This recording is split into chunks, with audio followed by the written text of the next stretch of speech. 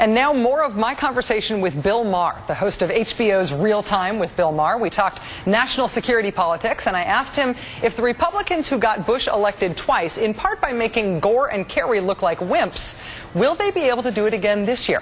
Mr. Maher was, of course, as politically incorrect as ever. I think he's trying not to, his idea about Afghanistan, for example, I don't really agree with that. At least I think we should have a debate about Afghanistan. But, of course, the Democrat can't say, look, I'm not for war in general. He has to say, hey, well, come on, I'm not a wuss. I'm for some war. So it somehow comes down that the Iraq war is the Republican war, the bad war, the stupid war. But Afghanistan, that's the smart war, the good war, the Democrat war. But I don't know if that's true. At least I'd like to have a debate about it. At least I'd like to feel that there was someone in the race who represented my feelings, not really just two sides of the same coin. It seems to me like there's a lot to say about Afghanistan. We've got a lot of stuff that we need to get done in Afghanistan. The argument that I want to hear is how us sending more troops there gets our national objectives met. I agree we've got to focus on it more. I just don't know that more troops is the right thing after 7 years there. Exactly. I mean, study after study shows that they don't hate us for our freedom. They hate us for our airstrikes.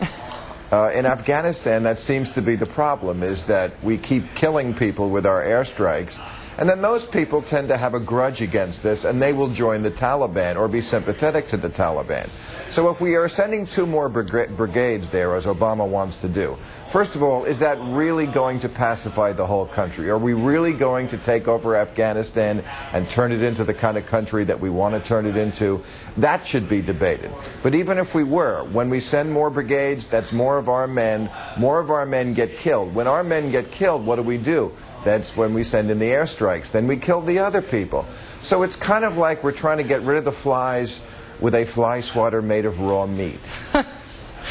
Back in June, Charlie Black, who was John McCain's advisor, said that he thought another terrorist attack on the United States would be a, quote, big advantage to the McCain campaign. Back in 2004, 3 days before the election, John McCain himself said that the Osama Bin Laden tape that came out right before that election was great news electorally for the Republican ticket. Why is it that terrorism, war, the continuing existence of Osama bin Laden, why is this politically advantageous for the Republicans?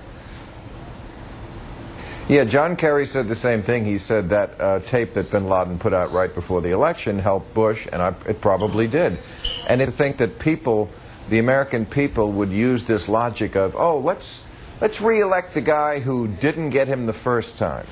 But that seems to be what happens in this country. And I keep going back to this cynical point of view I have, and people jump down my throat, but the underlying problem we have in this country is that the people are too stupid to be governed. They are too dumb to get it. So how do you explain complex situations like terrorism, like the environment? You don't. The public is it's like a dog. It can only understand inflection. It can't understand any sort of rational argument. A dog can understand 20 or 30 commands like come and sit and fetch, and people in this country can understand things like mavericks and surge. Surges always work, and mavericks will clean stuff up. So I don't trust them to make the right decision. Well, the dynamic has been not necessarily I guess, maverick versus complex smart idea, but rather weak versus dumb. And the American people, I think, have said, you know what, we understand the Democratic case that the Republican guy is dumb, but we don't mind dumb so much as we hate weak. And the Republicans haven't argued that they're smart. They've just argued that Democrats are weak, effete, foreign, eggheads, intellectuals, somebody you couldn't trust in a fight. And they've almost made being smart a liability in an election. Yes, I mean, what they don't understand is that John McCain is, more likely to get us all killed. When McCain talks about staying in Iraq for 100 years, he is, to my way of thinking, not understanding the most important thing about this war against Islamic fundamentalists, which is that what they really hate is that we're in their country. This is what drove bin Laden crazy the first time, was that we had troops in Saudi Arabia, in the Holy Land. So we pulled our troops out of Saudi Arabia, and what did we do? We went right back into the heart of the Muslim world, in Iraq. And to stay there is always going to be a thorn in their side. As long as we have bases and Pizza Huts and troops in Iraq, there are going to be young Muslim men who want to kill us. Left, right, and center, do you think that the American people are moving toward a more isolationist position? Just don't get us involved anywhere. We may have preferences in how the world works, but we're not going to actually intervene because it's no longer safe, or we're not willing to risk the blowback?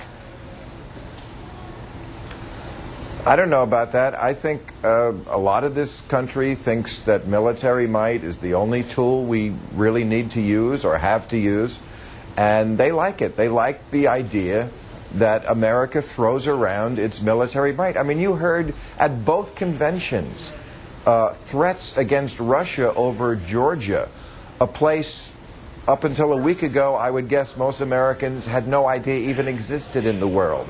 But suddenly, we are all Georgians. You know, we throw around this macho, jingoistic military might as if we really have the troops to even pull it off at this point.